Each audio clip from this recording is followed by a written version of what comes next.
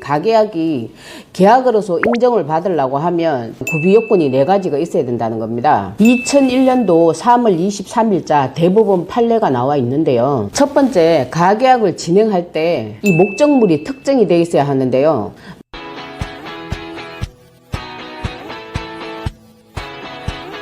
안녕하세요, 복등이 부동산입니다. 하루만 지나면은 구정이잖아요. 제 구독자분들, 시청하고 계시는 분들 새해 복 많이 받으시고요. 오늘 말씀드릴 내용은 제가 네이버 지식인으로 활동하고 있는데요. 상담해드렸던 사연을 가지고 왔습니다. 말씀드리기 전에 요 아래 하단에 있는 거 구독, 좋아요 먼저 눌러주시고 시작할게요.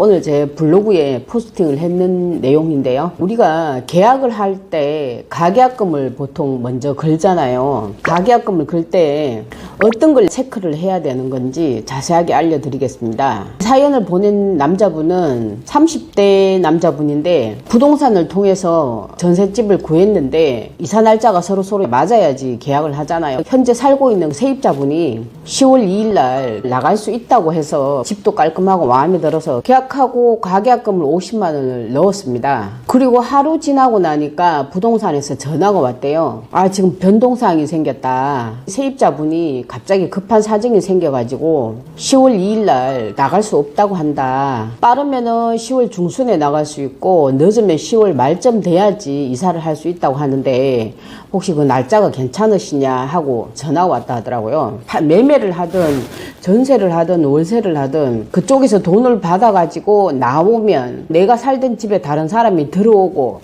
나는 다른 집에 가고 이게 계속 쭉 맞물려 있잖아요. 계약 하나가 흐트러져가 잘못되면은 도미노처럼 다 무너진단 말이에요. 그래서 계약이라는 거는 굉장히 신중히 해야 되고요. 그래서 개인 간의 계약은 비추천하는 거거든요. 만약에 개인 간이 거래를 해가지고 법적인 지식이 별로 없는 상태에서 문제가 생겨가지고 그 계약이 깨진다든지 잘못돼 버리면 연관되는 모든 계약이 다 흐트러지는 거거든요.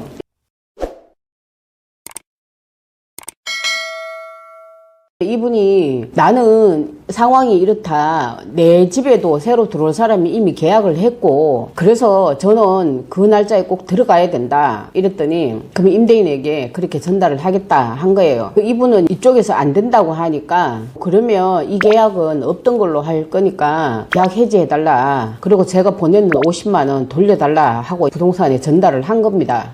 계약 해지 의사를 자기는 밝힌 거죠.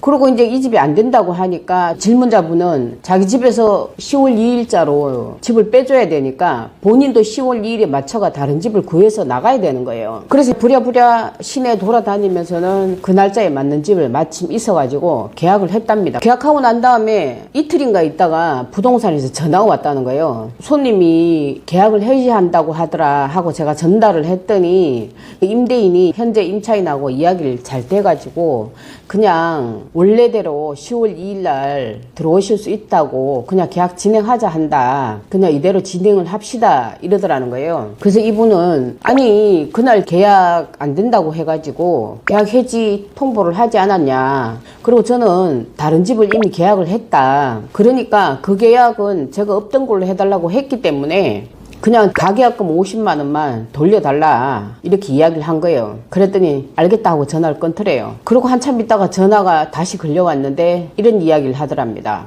임대인이 지금 질문자분이 계약을 위반한 거다. 현재 살고 있는 세입자가 당신한테 날짜를 맞춰가지고 계약대로 이행을 한다고 했으니까 당신은 계약대로 진행을 해야 된다. 세입자는 10월 2일 날 무조건 나간다고 하니까 나는 이 사람 보증금을 내줘야 되고 당신이 이 계약을 깨게 되면 그거에 대한 손해배상을 내가 당신한테 청구할 거다 이렇게 이야기를 하더라는 거예요. 그래서 자기는 황당하다는 거죠. 아니 나는 분명히 계약 해지한다고 말을 했는데 나한테 손해배상 청구까지 들어온다는 얘기를 하느냐. 그래서 자기가 알아본다 하고 전화를 끊었다 하더라고요. 그러고 이제 지식인에다가 문의를 한 건데요.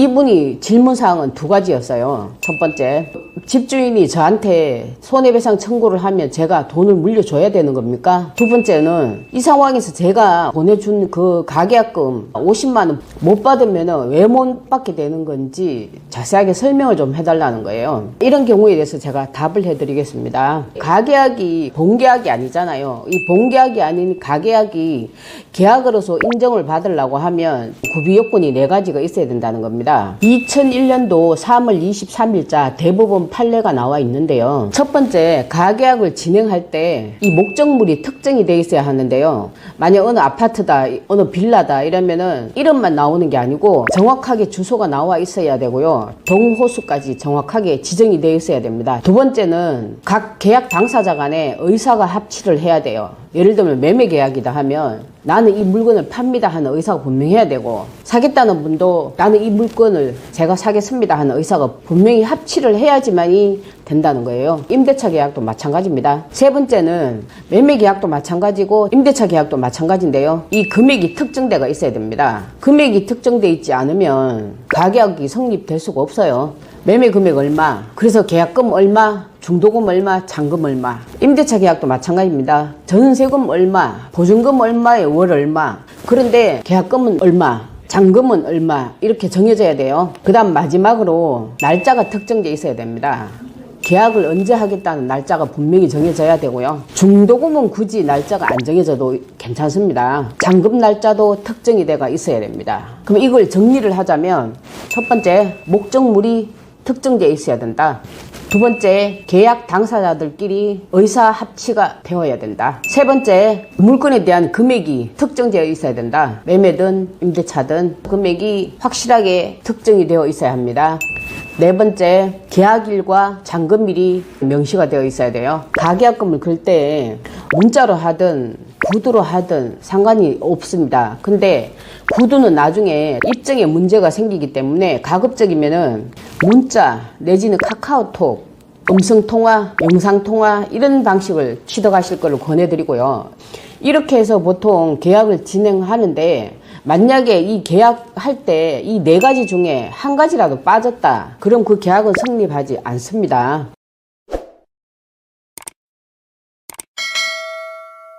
그럼 이 부분 같은 경우에는 가계약을 했을 때 이 4가지가 다 특정이 되어 있었느냐고 제가 물었어요. 만약에 계약 당시에 이 4가지 중에 한 가지라도 빠졌다 하는 걸 본인이 통화 내역이든 뭐든 입증을 할 수 있으면은 가계약 자체가 성립이 되지 않았기 때문에 50만 원을 돌려받을 수 있다. 그런데 반대로 4가지 구비 요건이 다 갖춰졌어요. 그래서 계약이 진행되었으면은 계약은 성립되는 건데, 이 계약 해지를 하는 거에 대해서 법적인 다툼이 생길 수 있어요. 계약을 해지할 때도 계약을 성립할 때처럼 일정 서식이 있던지, 내가 분명하게 계약 해지를 한다는 의사가 전달이 됐는지 다시 한번 확인을 해야 됩니다. 더 좋은 방법은 중개했던 부동산 사무실에 가셔가지고 내가 이 계약을 해지를 한다, 해지 확약서를 받아야 됩니다. 쌍방간에 계약서 쓰듯이. 그렇게 해야 그 계약이 매끄럽게 다 끝이 나는 겁니다. 이런 상황처럼 계약이 해지가 되는 거잖아요. 이러면 임대인은 50만 원 플러스 50만 원 해서 100만 원만 물려줘야 되는 건지, 아니면은 전세 보증금 2억에 대한 10%, 2천만 원에 대한 100, 4천만 원을 물려줘야 되는 건지, 이거는 다툼의 여지가 있습니다. 판례가 나와 있는데요. 판례에서도 가계약금의 2배가 아니고 계약금 전체의 배액을 상환하라 하는 판결이 있습니다. 자, 그러면은 이런 상황들을 안 만들게 하려면 특약을 어떻게 작성을 해야 되냐? 특약 사항에다가 본계약이 해지될 시에 임대인의 사정에 의해서 해지가 되면 임대인은 임차인에게 본 가계약금의 2배를 지급한다. 임차인의 사정에 의해서 해지가 되면 가계약금 전액을 포기하기로 한다. 반드시 이 문구가 들어가 있어야 됩니다. 그렇지 않으면은 앞전에 제가 말씀드렸는 것처럼 가계약금의 2배가 아닌 본계약금의 2배를 지불해야 되는 소송에 휘말릴 수가 있습니다. 그러니까 이거를 미연에 방지하기 위해서는 가계약서 작성할 때 해당 부동산에 반드시 이렇게 특약을 작성해 달라고 말씀하셔야 됩니다. 다시 한번 제가 강조합니다. 본 임대차 계약 또는 매매 계약이 해제될 시 해제 당사자 책임이 임대인에게 있으면 임대인은 본 가계약금의 2배를 임차인에게 지급한다. 계약 해제 책임이 임차인에게 있으면 임차인은 입금한 가계약금 전액을 포기하기로 한다. 이렇게 작성하셔야 됩니다. 아시죠? 오늘은 가계약금에 대한 가장 중요한 부분을 제가 알려드렸습니다. 다음 시간에는 상가 임대차 보호법 중에 중요한 부분을 짚어드리겠습니다. 자, 다음 주를 기대해 주시고요. 새해 복 많이 받으시고요. 다음 시간에 뵙겠습니다. 안녕.